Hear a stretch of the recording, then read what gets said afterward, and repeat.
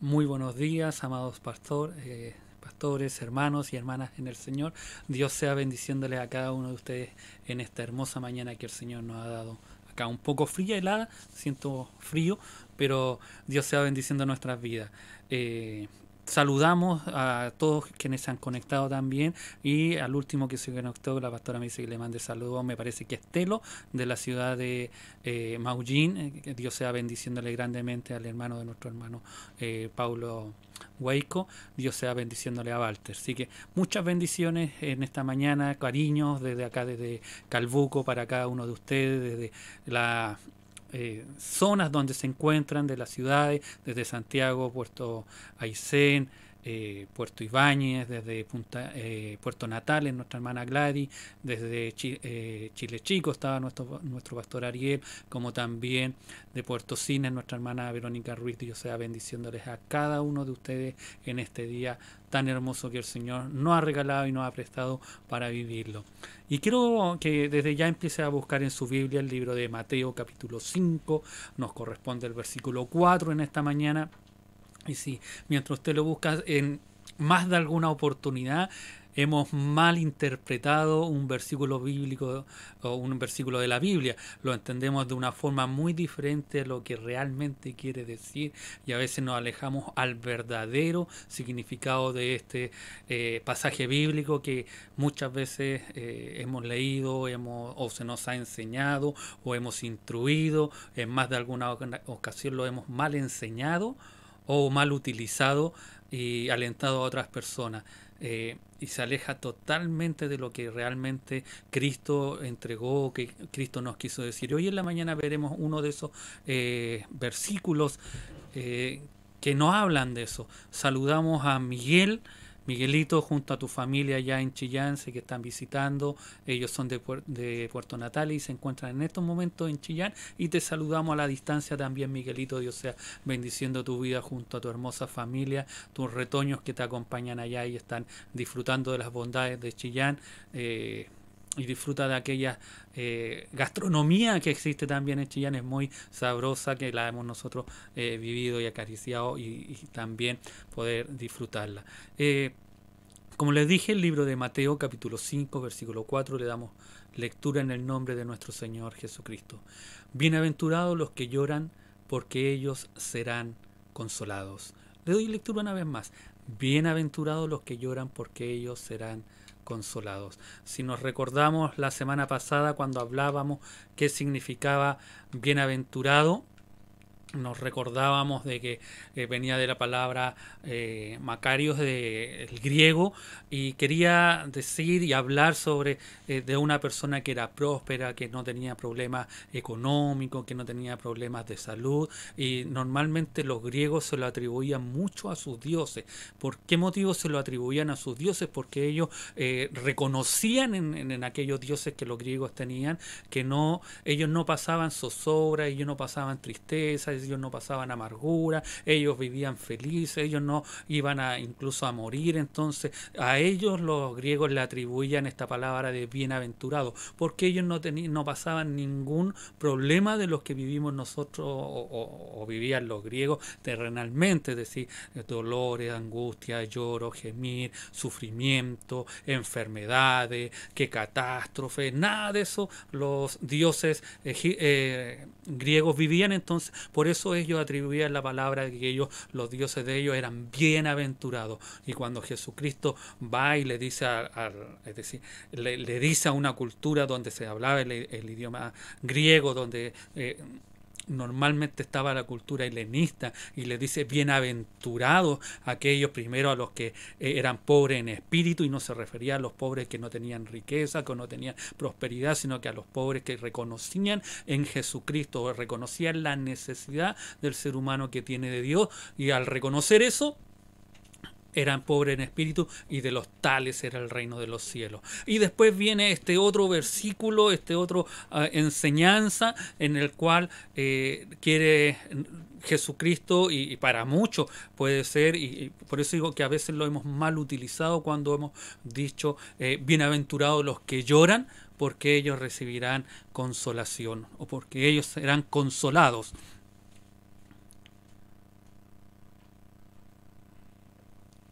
Y tenemos que tener claro desde el principio al estudiar esta bienaventuranza que la palabra para llorar que se usa aquí es la más fuerte que existe en el griego. La palabra griega es pendaseo, que es la que aquí se traduce como llorar. Significa también afligirse, lamentar y vestirse de luto. Es la que se usa para hacer duelo por los difuntos, para expresar el apasionado lamento por la muerte de alguien que se ha amado entrañablemente. Por esto sabemos que Jesús no solo se refería al acto de llorar, sino que también al quebrantamiento interno del corazón. Y esas dos cosas son muy importantes. Primero que cuando se habla del llorar es cuando se ha perdido algo que cada uno de nosotros amamos. En la Septuaginta, la versión griega del Antiguo Testamento, se usa como del llanto de Jacob cuando dio por muerto a su hijo José. Dice en Génesis 37-34, entonces Jacob rasgó sus vestidos y puso cilicio sobre sus lomos y guardó luto por su hijo por muchos días. Es ese llorar, ese gemir, ese lamento de haber perdido a alguien, el que está manifestando esta bienaventuranza. Y podría ser contradictorio para muchos decir, bienaventurados los que lloran, qué felices o qué dichosos pueden sentirse, qué contentos porque uno llora, y no es, y normalmente lo atribuimos de esa forma o lo encontramos que es algo completamente diferente, o encontramos que como contradictorio lo que se está diciendo, pero es porque nosotros le damos un significado mal usado. Muchas veces hemos consolado a través de esta palabra a personas, muchas veces hemos alentado a algunas personas por este llorar, o porque están pasando momentos de angustia en su vida, o porque están llorando, y no tiene nada que ver eso con lo que Jesucristo realmente quiso decir en este pasaje bíblico. Y no nos olvidemos que estaba en el monte enseñando, educando, cuando la gente, la multitud estaba ahí escuchando atentamente lo que el maestro decía. Se define como la clase de pesar que se apodera de una persona y que no se puede ocultar. No es solo un dolor que produce dolor de corazón, sino que hace incontenible las lágrimas. A ese llanto, a ese llorar es el que se está refiriendo. Los que lloran, este llorar no debe interpretarse como ese sentimiento que se les arranca a los hombres bajo la presión de los males de la vida. Hay muchos motivos que llevan a los hombres a llorar, motivos de temor, enojo, gozo, dolor, un mar de lamentaciones y sufrimiento, llanto por la pérdida de un ser querido, de bienes o incluso de prestigio, por los desengaños y reveses de fortuna, porque hemos a veces puesto nuestra confianza en algunas personas y nos han traicionado, y a veces esos son nuestros llantos. Pero esto no tiene nada que ver. El motivo por el cual escribe esta bienaventuranza, Jesucristo dice, bienaventurados los que lloran, es porque solamente es un motivo moral y espiritual, un reconocimiento de nuestros pecados y ofensa ante Dios, un dolor por su desobediencia y fracaso. Y me recuerdo la historia y de uno de los grandes avivamientos que existió en el Antiguo Testamento, después de que el pueblo de Israel fue llevado cautivo a Babilonia. El pueblo de Israel fue llevado en las diferentes deportaciones a Babilonia, y cuando ellos regresan a Jerusalén, cuando ellos ya edifican, cuando ellos encuentran el libro de la ley y se pone a leer lo que es maravilloso, lo que la Escritura nos dice en el libro de Edra, en el libro de Nehemías, capítulo 8, usted si gusta después lo puede leer, tiene toda la tarde para leer Nehemías 8, y es precioso lo que aparece ahí. Dice la Escritura de que cuando encuentran, Nehemías se para, hacen una tarima, se pone un poco más alto y el pueblo todo en atención. Dice desde que rayaba el alba hasta el mediodía, aproximadamente 6 horas, cuando Edra empieza a leer y los sacerdotes empiezan a explicarle a las personas lo que significaba lo que Edra estaba leyendo, empiezan a darle la interpretación a la ley. Dice la Escritura que el pueblo comenzó a llorar. Dice que el pueblo comenzó a ir entendiendo lo que la palabra de Dios les estaba diciendo. Ellos comenzaron a llorar y llorar y llorar. Y dice la Escritura en Nehemías capítulo 8, dice que ellos le llamaron al pueblo a que no siguieran llorando, a que no se siguieran compungiendo, que ellos no siguieran tristes por la situación, por lo que ellos estaban escuchando, sino que al contrario, dice la Escritura que desde Josué no se celebraban las fiesta de los tabernáculos, y mandaron al pueblo a que se celebraran, que vayaran, que comieran, que estuvieran con gozo. Pero ellos, al escuchar la palabra, sintieron lloro. Uno de los avivamientos más grandes que hubo en el Antiguo Testamento, al oír la palabra de Dios, fue en esta oportunidad, porque ellos reconocieron, ¿sí?, y se dieron cuenta de que habían pecado, habían fallado ante Dios. En el libro de Esdras dice aún más, ¿qué debemos hacer para poder volvernos completamente al Señor? Y dice que ellos iban a dejar a las mujeres que habían tomado extranjeras, iban a dejar a los hijos, porque ellos lo único que querían en ese momento era agradar a Dios. Y cuando Jesucristo dice, bienaventurados los que lloran, está hablando de ese arrepentimiento, de ese llorar por darnos cuenta del pecado que hemos cometido ante nuestro Dios. ¿No es maravilloso saber? Por eso digo, muchas veces hemos mal utilizado a una persona que está llorando, una persona que está desconsolada. No digo, y no quiero que me malinterprete en que Dios no consuela, que Cristo no consuela. Cristo consuela, sin lugar a duda. Él es el consolador. El Espíritu manifestó que iba a enviar al Espíritu Santo para que nos consolara, sin lugar a duda. Pero en este versículo no está hablando de aquel consuelo, sino que está hablando de un consuelo cuando tú y yo nos damos cuenta que somos pecadores, que somos faltos ante los ojos de Dios. Evidentemente se trata de ese sentimiento que produce el sentirnos pobres espiritualmente. Y así la segunda bienaventuranza no es más que el complemento de la primera. Se recuerda que la semana pasada hablamos de que una bienaventuranza no podría separarse de otra. Todas vienen en conjunto, todas vienen mancomunadas. Y la primera bienaventuranza va en conjunto con la segunda. El sentirnos pobres de espíritu es tener el conocimiento y reconocer que necesitamos de Dios, que sin Dios no somos nada. Y bajo ese aspecto es un aspecto intelectual, mientras que esta bienaventuranza, bienaventurados los que lloran, es la segunda y que trata de un aspecto emotivo y práctico. En la primera nos damos cuenta, en la primera nos reconocimos que somos pecadores, en la primera nos arrepentimos, reconocimos que necesitamos a Dios, que necesitamos a este Salvador en nuestra vida, que necesitamos, que no con nuestras fuerzas vamos a ser mejores que otras personas, no con nuestras fuerzas nos vamos a acercar a Dios, sino que somos pobres en espíritu y necesitamos de este Dios maravilloso. Pero en la segunda viene la práctica en la cual nosotros nos reconocemos, nosotros lloramos, nosotros gemimos, nosotros clamamos esa pobreza espiritual de mí, es decir, pobre de mí. Y el llorar, que esto a causa conduce a la formación del lamento.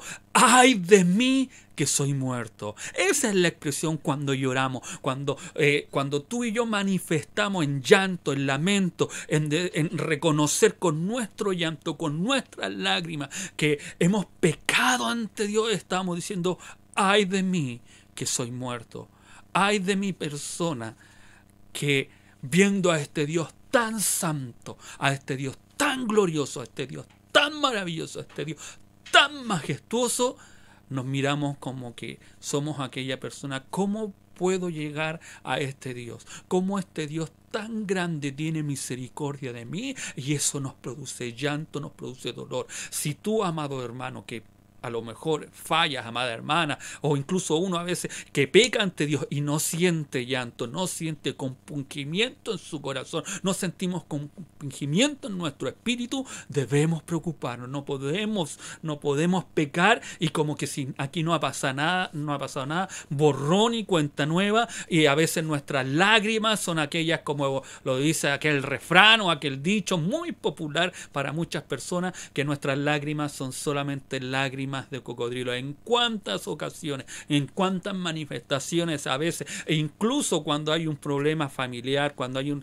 problema entre la familia, nosotros decimos, que son lágrimas de cocodrilo, que no son reales, que no son lágrimas realmente efectivas. Y muchos de nosotros a veces ante Dios tenemos lágrimas de cocodrilo, que no son reales. Y esto es maravilloso saber. Los científicos han hecho pruebas, han analizado al cocodrilo y se dice que el cocodrilo llora y por eso se manifiesta de esta forma o se toma este dicho, es porque el cocodrilo cuando está comiendo, cuando está disfrutando de su bestia o de lo que cazó, dice que empieza a llorar. Pero no es el llorar porque me estoy comiendo o ha muerto aquel animalito que se está devorando, sino que al contrario, es porque sus pupilas gustativas están muy cerca de sus ojos y cuando él come, lagrimean sus ojos, pero no es el lagrimear por el llanto, por la tristeza, por la amargura de que, oh, pobrecita, el pescado, pobrecito, el animal que atrapé y me lo estoy comiendo. No, es solamente porque se encuentra ahí. Y muchas veces nuestras lágrimas no son de un verdadero arrepentimiento. Muchas de nuestras lágrimas son solamente por remordimiento, que es muy diferente al arrepentimiento y a reconocer a nuestro Señor. Es muy distinto y muchos de nosotros cuando hay arrepentimiento verdadero es cuando no volvemos a fallar. Es como cuando jóvenes, muchas veces nosotros como jóvenes o los hijos a uno a veces cometen un error, hacen una falta y ellos no se arrepienten, ellos tienen remordimiento, ellos dicen chuta, ya me equivoqué, todo eso, pero no hay un cambio de actitud, no hay un cambio de querer cambiar las cosas y que todo siga pasando de la misma forma. Ese es solamente un remordimiento, pero cuando hay cambio, cuando hay transformación, cuando eso ya no lo vuelve a hacer aquella persona, eso realmente, ese es el llanto. Ese no son lágrimas de cocodrilo, sino que es de un verdadero cambio, de una verdadera transformación del ser humano. Amén.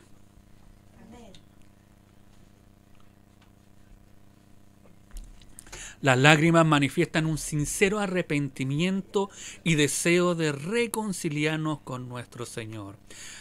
Bendita, podríamos decir, la persona que está intensamente apesadumbrada por su pecado, cuyo corazón se quebranta y se siente oprimida por el estrago que ha causado el pecado. Así podríamos traducir este versículo, la primera parte de este versículo. Bendita la persona que está intensamente apesadumbrada por su pecado, cuyo corazón se quebranta y se siente oprimida por el estrago que ha causado el pecado. Cuando hablamos, no le dije que la palabra llorar no solo implica dolor, no solo implica llanto o lamento, sino que también implica quebrantamiento del interior y del corazón. Cuando hablamos de quebrantamiento, no podemos olvidarnos de lo que expresa el rey David en el Salmo 51:17.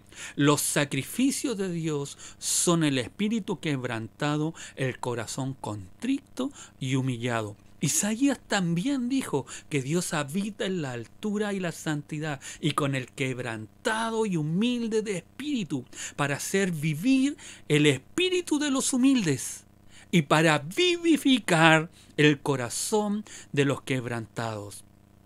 En ambos casos el quebrantamiento es el que llora, en el Salmo 51:17 y en el Isaías 57:15. Ahí se manifiesta. ¿Cómo olvidar la historia del rey David con el profeta Natán? No sé si ustedes se recuerdan cuando la escritura nos habla y nos dice de que el rey David había tomado o llega después de haber tomado a Betsabé, después de que haya muerto el esposo de esta, dice la escritura de que llega el profeta donde él y le cuenta una historia en la cual manifiesta de que había un hombre que era muy rico, muy poderoso, tenía hartas ovejas, todo eso, pero él fue y tomó la oveja de alguien que solo tenía una sola oveja y no solo contento con tomar la oveja de este hombre, sino que también le da muerte a este hombre. Y dice la escritura de que David se molesta, se enoja y airadamente dice, este hombre es digno de muerte, dime quién es para poder hacer justicia.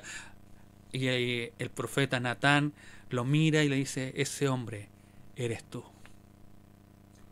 El semblante, la vida de David cambió se arrepintió, pidió perdón.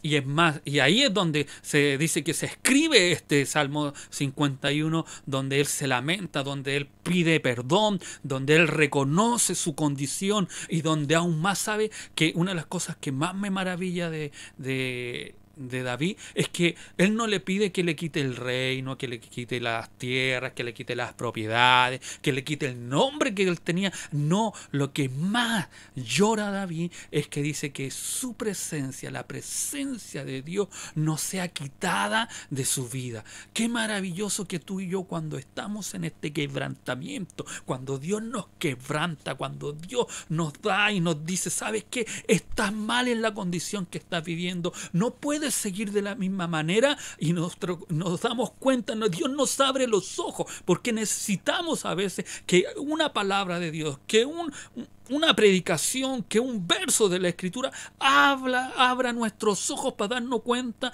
lo mal que estamos delante de Dios. Y cuando eso sucede, nuestra vida entra en un quebrantamiento, y lo único que podemos pedirle al Señor, que Él nos retire su Santo Espíritu, su presencia, aquella maravillosa presencia de nuestras vidas. Es un clamor que a diario tú y yo debiéramos tener, es querer estar en la presencia de Dios. No solo lo sintió el rey David, sino que también, no sé si se recuerdan, cuando en el Nuevo Testamento tenemos la historia de Pedro, cuando niega al maestro, cuando el maestro le dice que él lo iba a negar, y él dice, no, yo no te voy a negar, yo voy contigo hasta la muerte, le dice. Y le dice, no, Pedro, tú me vas a negar, y me vas a negar 3 veces antes que el gallo cante. Y la Escritura nos relata de que Pedro le negó, pero una vez que haya cantado y cantó el gallo, dice la Escritura, dice que él lloró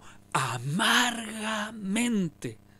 Lloró, sintió aquel peso de haber negado, de haber fallado, de haber pecado ante Dios y haberle negado, que lloró amargamente. Amado hermano, ¿cuál es la sensación cuando tú y yo le fallamos a Dios? Cuando tú y yo aún continuamos pecando y Dios nos dice, ya basta de estas cosas, ya basta de seguir viendo a lo mejor pornografía, y tu corazón se siente como si nada, y Dios hoy nos dice, basta del pecado, basta de esa condición en la cual nos aparta del Señor. ¿Qué significa tener un corazón quebrantado y un espíritu contristo? Es solo humillar el corazón en sentido de hacerlo humilde, sumiso y manso y receptivo a la voluntad de Dios. Su significado está relacionado con la restauración. Cuando tú y yo quebrantamos nuestro corazón, lo hacemos sumiso, lo humillamos ante el Dios Todopoderoso, está muy relacionado a lo que es la restauración. En este sentido, que es de devolver las cosas, los lugares, las personas a su estado inicial, el reducir el ímpetu del corazón. El quebrantamiento es fraccionarlo en muchas partes para despojarlo de lo que sobra y que es dañino, además, y lo dejamos abierto a la palabra de Dios. Cuando tú y yo quebrantamos nuestro corazón para que el Señor nos invada con su palabra, cuando Él nos descubre cómo realmente somos y estamos, Dios puede obrar en nuestras vidas, Dios puede accionar en nuestras vidas, Dios puede sanar este corazón quebrantado, y cuando lo está sanando, lo está consolando. He ahí la segunda parte de este versículo: aquellos que realmente lloran, aquellos que realmente son quebrantados por la palabra de Dios, aquellos que realmente son compungidos y nos damos cuenta que hemos pecado y lloramos delante de Dios, lloramos delante de su presencia, dice la palabra que seremos consolados. Que es maravilloso el Señor al darnos tanto, y nosotros no ser merecedores de nada.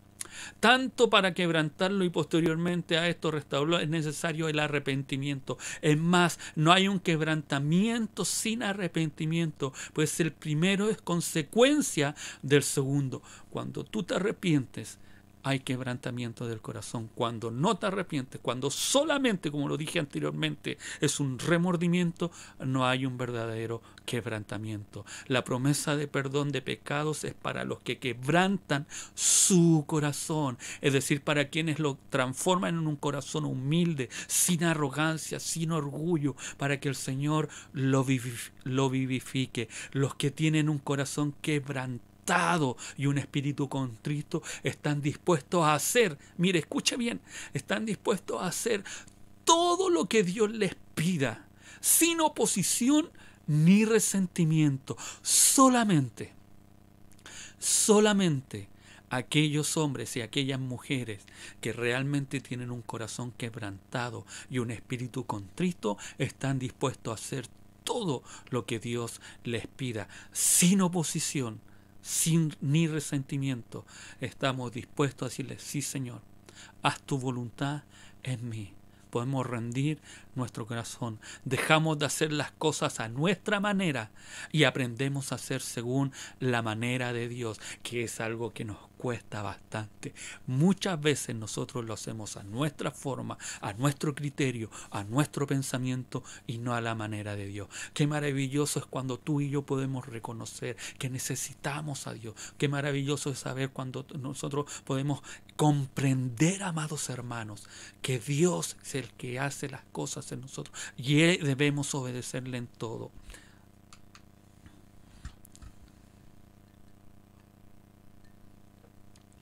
Como en todas las cosas, la vida del Salvador, de Jesucristo, nos ofrece el ejemplo perfecto. A pesar de que Jesús era sin pecado, vivió con un corazón quebrantado y un espíritu contrito, tal como lo demuestra por medio de su sumisión a la voluntad del Padre. Porque he descendido del cielo, no para hacer mi voluntad, sino la voluntad del que me envió. Esas fueron las palabras de Jesucristo. Él no venía a hacer lo que él quería, sino que vino a hacer la voluntad del que le envió. Dijo a sus discípulos: llevad mi yugo sobre vosotros y aprended de mí, que soy manso y humilde de corazón.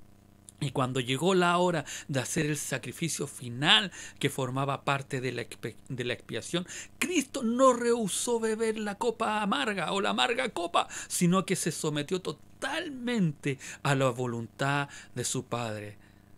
¿Se acuerdan cuando lloró en Getsemaní, cuando estaba ahí, cuando estaba, y dice, su corazón se acongojaba, llegaba hasta sudar gotas de sangre, y en ese momento él manifiesta aquellas palabras: que pase esa copa amarga, dura, pero que no se haga la voluntad de él, sino que se haga la voluntad de su Padre. La sumisión perfecta de Jesucristo al eterno Padre es el ejemplo ideal de un corazón quebrantado y un espíritu contrito. Cada uno de nosotros que manifestamos un corazón quebrantado somos plenamente receptivos al Espíritu de Dios y reconocemos nuestra dependencia de Él para todo lo que poseemos y lo que somos.